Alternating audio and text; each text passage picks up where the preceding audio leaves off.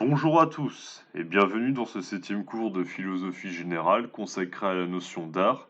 Il est temps à présent pour moi de consacrer enfin une vidéo à un immense philosophe que je n'ai malheureusement pas encore eu l'occasion d'aborder sur cette chaîne, à savoir David Hume, le grand patron de l'empirisme du siècle des Lumières.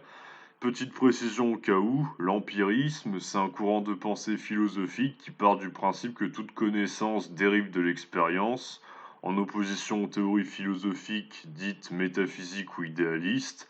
On verra que ça a toute son importance dans ce que l'on va aborder aujourd'hui, même si c'est pas la théorie de la connaissance qui va être le point qui va nous intéresser. Pour l'instant, à la base, j'aurais dû aborder Hume bien plus tôt, mais étant donné que le nouveau programme de terminale a fait disparaître certaines notions et que sa théorie extrêmement intéressante sur la morale est trop complexe pour un public qui n'a pas déjà certaines bases, j'ai décidé de l'aborder une autre fois à une autre occasion. Mais en tout cas, je vais aborder Hume de temps en temps par la suite sur des sujets précis. Ce que l'on va voir aujourd'hui avec lui n'a rien de très compliqué, je pense, bien qu'il s'agisse d'un auteur franchement pas évident. Cette vidéo s'inscrit donc dans le prolongement de ma précédente vidéo sur Kant, dans laquelle j'ai traité du problème des règles en art, et on avait effectué une transition en faisant apparaître une tension entre la dimension objective des règles de production et du génie artistique, que toute personne de bonne foi est capable de reconnaître, et le caractère relatif et non universalisable des préférences en matière d'art concernant le goût. Pour le dire autrement, comment cela se fait-il que l'art réponde à des critères de production et à des qualités objectives dans son élaboration, et qui n'en soit pas de même dès qu'il s'agit d'apprécier une œuvre d'art? Pour répondre à cette question épineuse, qui va également nous amener à nous demander si tous les jugements de goût se valent, sujet assez sensible qui me parle personnellement, quand je vois le degré d'inculture et de bêtise de certains lycéens de nos jours, en particulier en matière de musique, je vais m'appuyer non pas seulement sur Hume, mais dans un premier temps sur un autre philosophe beaucoup moins connu, qui est un empiriste anglais.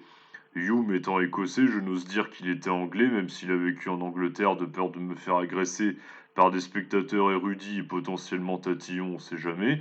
Francis Hutcheson, donc, que seules les personnes qui ont une culture au-dessus de la moyenne en esthétique connaissent le plus souvent, ou en philosophie anglo-saxonne, a pourtant été le prof d'Adam Smith, rien que ça, et l'initiateur des Lumières écossaises. Il a influencé Hume, par conséquent ça va de soi. J'ai décidé de commencer par vous parler de Hutcheson avant d'en venir à Hume, car il possède une idée en philosophie esthétique que je trouve très intéressante, tout autant que limitée et contestable évidemment, l'esthétique étant le seul domaine dans lequel on lui doit certaines avancées, ainsi qu'en morale. Que nous dit ce bon vieux Francis? Eh bien, il défend l'idée d'une beauté objective en matière d'art, et il nous répondrait que l'on n'est pas bien malin, ouais, il se paierait notre tête carrément, et que l'on a mal posé les problèmes au sujet du caractère du jugement de goût, en prétendant qu'il n'est pas objectif sous prétexte qu'il varie en fonction des individus. Pour le dire autrement, le fait que nous ne soyons pas d'accord sur ce qui est beau ou laid en matière d'art prouve seulement qu'il y a un désaccord, pas qu'il existe une beauté strictement, enfin ou plutôt pas qu'il n'est que une beauté strictement objective et appréciable en matière d'art, ça n'existe pas. En fait, pour Hutcheson, ça prouve surtout qu'il y a dans ce que l'on serait tenté de nommer en étant un peu méprisant, ça prouve seulement qu'il y a des incultes et des gens cultivés, si je caricature, hein. Évidemment, il dirait pas vraiment cela dans ces termes-là, mais pour approfondir cette idée et la nuancer, je vais m'appuyer sur son ouvrage au titre à rallonge, Recherche philosophique sur nos idées de beauté et de vertu, où il développe l'idée d'une faculté que les empiristes comme Hume considéreront comme occulte en matière de jugement de goût et de jugement moral. En gros, ce que je juge comme étant beau ou bien dépend d'une faculté innée que nous possédons tous de manière universelle. Quand je dis occulte, je veux dire une faculté que Hume, par exemple, considérait comme n'allant pas de soi dans la mesure où il faut se méfier de ce qui est inné. En réalité, ce qui est inné, bon, bah, ça échappe à notre expérience puisque tout ce que l'on connaît en provient. Donc, en réalité, il y a principalement de l'acquis et puis on a du mal à savoir ce qui est vraiment inné, mais enfin bon, c'est un autre problème, hein, c'est lié à la connaissance. Revenons à l'art. Donc selon Hutcheson, notre entendement est capable de saisir la beauté d'une œuvre d'art, si beauté il y a bien entendu, pour peu que notre entendement soit réellement exercé et que nous fassions un certain effort de concentration. En gros, pour Hutcheson, si vous trouvez une œuvre d'art moche, alors que celle-ci fait généralement l'unanimité, bah vous n'avez qu'à vous remettre en question et éduquer votre goût, qui est la faculté à l'aide de laquelle vous êtes censé percevoir le beau, au même titre que n'importe quelle qualité sensible par vos cinq sens. Alors, on pourrait se dire qu'il exagère un peu, Francis. On a bien le droit d'avoir ses goûts, non? Eh bien, sa thèse est loin d'être bête et elle est vraiment intéressante car elle repose sur une conception objective de la beauté. Comme je l'ai dit, ça veut dire qu'il y a une perfection formelle en art qui, si elle est atteinte, peut et doit nécessairement nous plaire pour peu que nous donnions réellement sa chance à l'œuvre d'art en question. Selon Hutcheson, ce critère universel du beau, c'est l'unité de la diversité des qualités sensibles qui composent une œuvre d'art. Il est dans une approche du beau assez rationaliste finalement, avec laquelle Descartes aurait sans doute été d'accord dans son abrégé de musique. Il développait une idée assez similaire. En fait, pour Hutcheson, il y a une cohérence et une unité qui fait la perfection formelle d'une œuvre et qui fait que si on a un entendement exercé, on finit par appréhender l'œuvre sans a priori et à être touché par cette beauté. Par exemple, en musique, ce critère de beauté, si on veut se rapprocher au mieux de ce que dit Hutcheson en guise d'illustration, ça serait l'harmonie, qui résulte de l'accord entre différentes notes qui vont bien ensemble, qui se marient à merveille, et surtout de l'alternance entre des brefs moments de dissonance qui vont créer une tension, et des moments de détente où le musicien va utiliser des notes et des sons moins durs ou agressifs. On revient donc un peu en un sens à ce qu'on a vu hier, oui j'ai décidé d'enchaîner les vidéos, au sujet des règles de l'art qui sont objectives et que notre goût peut saisir grâce à notre entendement s'il est suffisamment exercé. Le goût, ça s'éduque, donc pour Hutcheson, pour lui les désaccords en matière d'art viennent seulement du fait que certains soient plus cultivés ou éduqués que d'autres. En fait, on juge tous beau ou moche que quelque chose en fonction de notre éducation. Et bah, le goût, ça s'éduque. En fait, cela permet de reconsidérer le problème du consensus en matière d'art. Il n'y a consensus et pas appréciation universelle des films de Stanley Kubrick, par exemple, que parce que certains incultes ne parviennent pas à saisir la perfection formelle qui fait de ces films de grandes œuvres d'art, restées à juste titre à la postérité. Mais bon, même si j'aime bien cette théorie, il faut rester critique vis-à-vis de cette dernière, dans la mesure où Hutcheson laisse de côté deux points qui peuvent amener à remettre en question l'idée d'un jugement de goût vrai, entre guillemets, et juste, qui saisit l'unité de la diversité au sein d'une œuvre d'art, à savoir le fait que l'on soit pas tous fabriqués de la même façon, pour le dire un peu grossièrement, et que le jugement de goût en art est peut-être avant tout une question de sensibilité davantage que d'intellect. En effet, on pourrait faire remarquer à ce cher Francis, oui j'aime bien l'appeler Francis, que c'est par mes sens que j'accède à l'œuvre d'art, pas simplement par mon esprit qui va l'analyser ou en cerner la cohérence. Ça ne veut pas dire que l'harmonie en musique ou la cohérence de façon générale en art, ça n'est pas appréciable et qu'on s'en fiche, mais seulement que peut-être ce n'est pas suffisant pour pouvoir la cerner, de réussir à la cerner pour adhérer réellement à une œuvre d'art. C'est peut-être pas suffisant. Et c'est précisément dans cette limite d'une conception dite objective du beau et du jugement de goût que Hume s'engouffre dans son essai sur la norme du goût, tiré de ses essais esthétiques. C'est un grand texte, hein, à mon avis. Il fallait que je développe un minimum Hutcheson pour que vous voyez dans quelle perspective Hume développe sa théorie, qui effectue une relecture critique des théories esthétiques antérieures, dont celle de Hutcheson, tout en préparant le terrain pour celle de Kant. Ce que Hume veut chercher à élucider dans ce texte dont je vous parle à présent, c'est l'origine de nos querelles en matière d'art et de jugement de goût. Comment se fait-il que nous ne soyons pas nécessairement réceptifs à des critères purement formels en matière de beauté? Je vous donne quelques exemples concrets avec des artistes ultra connus autour desquels il y a consensus, mais j'ai déjà rencontré des personnes qui, tout en reconnaissant la perfection d'une œuvre d'art, ne se sentaient pas touchées par celle-ci. Par exemple, Mozart est une référence absolument intouchable en musique classique. De même que Bob Marley pour le reggae ou Miles Davis pour le jazz. J'aime beaucoup les trois personnellement, et pourtant il y en aura toujours qui, tout en reconnaissant le génie artistique et leur impact déterminant en musique, ne se sentiront pas touchés soit par tel ou par un tel ou un autre. La raison pour laquelle le jugement de goût est relatif pour Hume, et ça c'est le point vraiment central de sa thèse, et le plus facile à comprendre, c'est parce que le beau est une affaire de sensibilité personnelle, et celle-ci varie en fonction de la constitution des individus.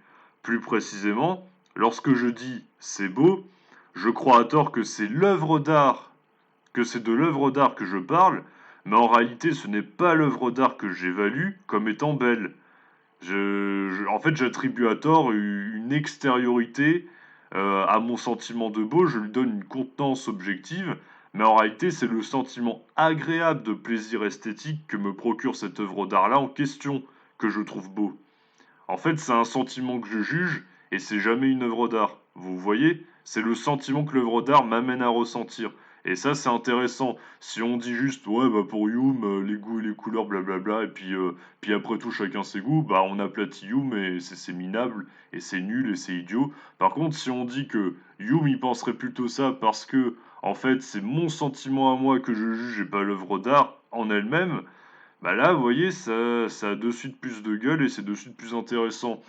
Oscar Wilde, encore lui, disait que la beauté est dans les yeux de celui qui regarde. Eh bien, encore une fois, on peut pas dire qu'il a inventé l'eau chaude, puisque Hume aurait tout aussi bien pu dire la même chose en matière d'art. En tout cas, le beau ne répond pas à des propriétés objectives, mais à un sentiment intime de beauté que je vais ressentir en rapport avec la constitution de l'œuvre d'art en question. Évidemment que la constitution de l'œuvre d'art, ça compte, il faut bien qu'elle puisse être aimée ou appréciée d'autres personnes, mais à l'arrivée, c'est toujours ce que un tel ou un tel va ressentir par rapport à cette œuvre d'art qui va être déterminant. Pour Hume, c'est le sujet qui est central dans son appréciation de l'œuvre d'art, ce n'est pas l'objet contemplé. Quand nous disons qu'une œuvre d'art est belle, nous croyons à tort que nous parlons de l'œuvre d'art en question, alors que c'est de ce que cette œuvre nous amène à ressentir que nous parlons. La beauté est relative à un sentiment personnel et intime que l'on peut ou non partager avec autrui. Un sentiment qui va être agréable ou désagréable. Si une œuvre d'art m'est désagréable, si un film pseudo arty m'endort, bon bah je vais pas le trouver très bon, vous voyez, bon bah il y a un rapport avec mon ressenti quand même.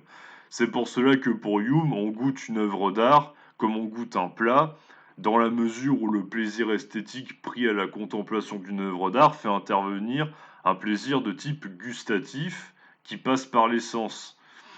On n'a pas besoin de réfléchir pour savoir si une œuvre d'art nous plaît ou non, pour le dire simplement. À un moment donné, ça nous fait ressentir du plaisir ou pas, et puis c'est tout. Alors ça, c'est le point le plus simple à comprendre, et il faut éviter certaines incompréhensions ou contresens sur cette thèse de Hume, parce qu'elle pourrait paraître un peu trop simpliste autrement. En effet, on pourrait se dire que Hume confond le beau avec l'agréable, puisque le beau est relatif à un sentiment agréable lorsque je contemple une œuvre d'art. On pourrait même se demander si Hume ne conçoit pas l'art comme un pur produit de consommation dont les règles de production ne sont finalement que destinées à flatter nos sens. Eh bien justement, Hume n'en reste pas là et creuse ce qu'il entend par un plaisir esthétique en rapport avec la beauté artistique précisément, et il distingue cette beauté, qui résulte quand même d'un rapport désintéressé et attentif à l'œuvre d'art, sur lequel je vais revenir ensuite, d'une beauté liée au sentiment de perfection en rapport avec l'utilité d'une chose.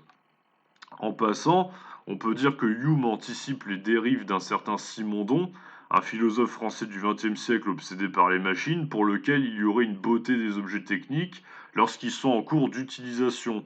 Le beau ne serait pas alors qu'une question d'art étranger à des objets utiles.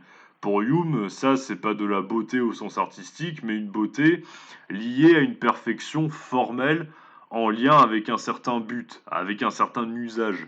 Par exemple, si on réanalyse l'exemple que prend Simondon dans du mode d'existence des objets techniques, avec la thèse de Hume, on pourrait considérer que lorsque la voile du voilier se déploie, sa beauté est liée au fait qu'elle a été conçue pour fonctionner de cette façon en étant gonflée par le vent. Certes, bon ça c'est ce que pense Simondon, mais surtout, comme le dirait Hume, parce que sa forme gonflée par le vent laisse présager du bon fonctionnement du voilier. Un exemple que donne Hume, et qui n'est pas de Simondon, pour que vous voyez pourquoi je fais le rapprochement entre les deux auteurs, c'est la beauté du chat. Le chat n'est pas beau au sens esthétique du terme, ce n'est pas une œuvre d'art. Il est beau parce que ses formes élégantes laissent présager de son agilité et du fait qu'il en tire le meilleur profit. Que les formes du chat lui soient utiles pour bondir, retomber sur ses pattes et accomplir sa vie de chat. Vous voyez? Au passage, cette idée de beauté liée à une utilité ou à un usage, elle est distincte de la beauté esthétique, liée à un désintérêt de la part de celui qui contemple l'œuvre. Et cette idée, elle anticipe encore une fois Kant, comme on le verra la prochaine fois. Bon, alors c'est bien beau tout ça, mais si Hume a raison, et c'est plus facile de lui donner raison à lui qu'à Hutcheson, il faut bien reconnaître, hein, du point de vue de l'expérience, et que le plaisir esthétique, tout en étant subjectif, reste un type de plaisir particulier qui nécessite un certain désintérêt, est-ce que l'on peut considérer quand même que tous les jugements de goût se valent ou à l'inverse ne se valent pas? En effet, est-ce qu'à défaut qu'il y ait des règles de l'art susceptibles de produire une œuvre d'art universellement appréciable de tous, il y a peut-être quand même des règles de l'appréciation de l'œuvre d'art, des conditions à remplir pour que notre jugement ait un tant soit peu de valeur? Hume parle justement de ça dans ses essais esthétiques et reprend certains arguments que Kant reprendra également dans sa critique de la faculté de juger à propos de l'éducation du goût en matière d'art. Et c'est intéressant parce que, du coup, Hume dit autre chose qu'une banalité affligeante du style tous les goûts sont dans la nature, ou encore il faut accepter les goûts des uns et des autres en matière d'art parce que sinon on n'est pas gentil. Eh bien non, justement, Hume et Kant se rejoignent là-dessus, on n'est pas obligé d'accorder le même crédit en matière de jugement de goût à tout le monde sous prétexte que l'appréciation d'une œuvre d'art est subjective. Pour le dire autrement, ce n'est pas parce que l'on a tous des goûts différents que tous les avis se valent. Pour Hume, et pour Kant aussi, le critique, par exemple, a un avis un tant soit peu plus légitime que le Pékin moyen. Hein, c'est d'ailleurs pour cela, si vous faites un tour sur Allociné, que vous voyez une moyenne de presse qui est autant mise en avant que la moyenne des spectateurs. C'est parce qu'on estime que peut-être la presse, qui est constituée de spécialistes, bon, pas toujours malheureusement, mais souvent c'est le cas, bah, ils vont peut-être avoir un avis un peu plus fin que ouais, c'est trop bien, j'ai kiffé le film, wesh, voilà. Hein. Bon, c'est à un moment donné, il faut être honnête, hein, si on n'était pas un tant soit peu élitiste, bah, il y aurait pas ça, vous voyez. C'est un exemple courant que je vous donne, hein, un exemple concret. Donc, pourquoi est-ce qu'on va accorder plus de valeur au jugement de goût du critique? Bah, parce qu'il a une culture qui lui permet de comparer une œuvre d'art à d'autres œuvres d'art et d'éviter de dire tout et n'importe quoi sur celle-ci lorsqu'il la juge. Il a ses propres goûts, mais puisqu'il a la connaissance de l'art dont il parle et des œuvres d'art qui ont fait date, au moins il a des éléments de comparaison lui permettant de recontextualiser l'œuvre et d'en avoir une appréciation plus fine que s'il ne connaissait rien d'autre.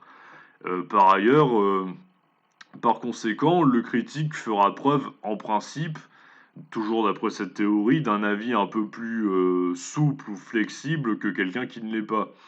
Hume donne quelques exemples généraux dans les cas où le jugement de goût de la personne est moins valable que d'autres, dans la mesure où il est biaisé par des éléments extérieurs au sentiment liés à l'œuvre d'art en elle-même.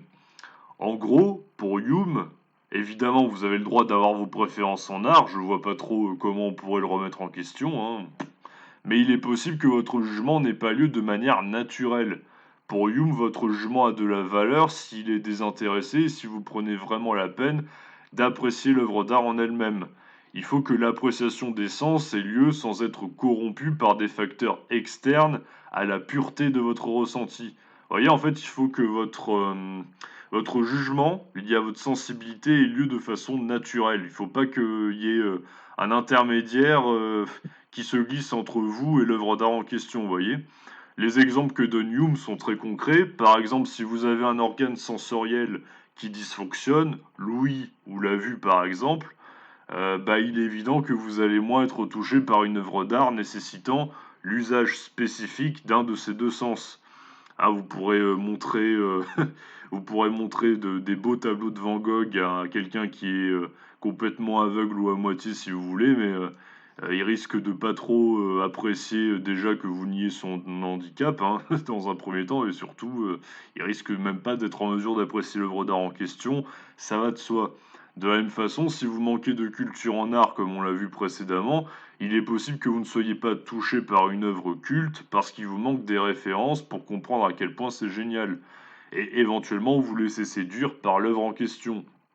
Il y a également le problème lié à la précipitation et au manque de patience qui peut nous distraire et nous faire passer à côté d'une œuvre d'art. Vous n'êtes pas d'humeur et puis vous revoyez un film ou réécoutez un morceau de musique qui ne vous avait pas touché antérieurement et vous vous demandez comment ça se fait que vous soyez passé à côté juste avant. Ça nous est tous plus ou moins arrivé au moins une fois dans notre vie. Enfin, il y a une piste qu'évoque Hume et qui sera explorée plus tard par les sociologues, Bourdieu notamment, et qui est celui des préjugés liés à une appartenance à une classe sociale précise. Je peux avoir plus de mal à considérer une œuvre d'art pour elle-même si j'attribue certains clichés qui me rebutent à l'œuvre d'art en question sous prétexte qu'elle est habituellement appréciée par une classe sociale qui n'est pas la mienne. C'est pour cela, par exemple, que certains ne sont pas attirés par le jazz à cause du caractère élitiste que l'on peut parfois attribuer aux bourgeois qui écoutent ce style de musique, style qui n'avait rien de bourgeois à l'origine. C'est d'autant plus fascinant de voir à quel point le genre s'est embourgeoisé avec les années, que d'autres ne sont pas attirés par le rap à cause de l'image de délinquance ou de racaille qui colle à la peau du style en question, ou que d'autres pensent que le rock est une musique de sauvage issue des milieux populaires et partiront donc nécessairement avec des a priori négatifs influençant leur jugement de goût à son sujet. Ce qui est idiot car il s'agit d'un genre ultra varié dans lequel on retrouve de tout, mais bon, rappelons que les Beatles sont classés dans le rock et que niveau musique de sauvage, bon, je crois qu'on en est à des années-lumière, hein. On pourrait donc dire qu'il existe effectivement des conditions d'appréciation d'une œuvre d'art pour que notre jugement vaille quelque chose et que le goût doit pouvoir sans doute s'éduquer. Ce n'est pas parce que le goût est relatif et subjectif que tous les jugements de goût se valent, pour le dire autrement. Et c'est tant mieux parce que prétendre le contraire est un dangereux sophisme, à mon avis, qui ne peut qu'entraîner la mort de l'art à terme, à supposer que son déclin ne soit pas déjà en cours, bien entendu. Toutefois, si on en reste là, on a un peu l'impression que Hume conçoit le rapport à l'art comme un processus quasiment organique et privilégie l'aspect sensitif que l'on a par rapport à, à ce dernier, par rapport à l'art. Donc, qu'en est-il de l'aspect intellectuel de l'œuvre d'art que l'on a examiné avec Kant notamment, vous voyez? Est-ce que l'art s'adresse à part égale à nos sens et à notre entendement, ou exclusivement à un jugement des sens qui serait épuré de filtres et d'imperfections susceptibles de corrompre ce dernier? Comment décrire le plus fidèlement possible l'attitude ou le regard qu'il convient de porter sur une œuvre d'art pour l'apprécier en elle-même, et pas simplement au vu d'une intégration à la masse ou de conformisme parce que mes copains dans la récré ils écoutent la même daube, par exemple. Ce point capital et décisif, nous l'aborderons très bientôt à nouveau avec Kant, en replongeant une dernière fois dans sa théorie esthétique, dont nous développerons de nouveaux aspects fondamentaux. En attendant, j'espère que cette vidéo vous aura plu ou intéressé, que vous aurez peut-être appris des choses. Je vous souhaite une excellente journée ou soirée. Abonnez-vous si ce n'est pas déjà fait, ou restez abonné, ça vous coûte absolument rien et ça me rend service d'une façon ou d'une autre. Je vous remercie encore d'être de plus en plus nombreux à me suivre, et je vous dis à très bientôt.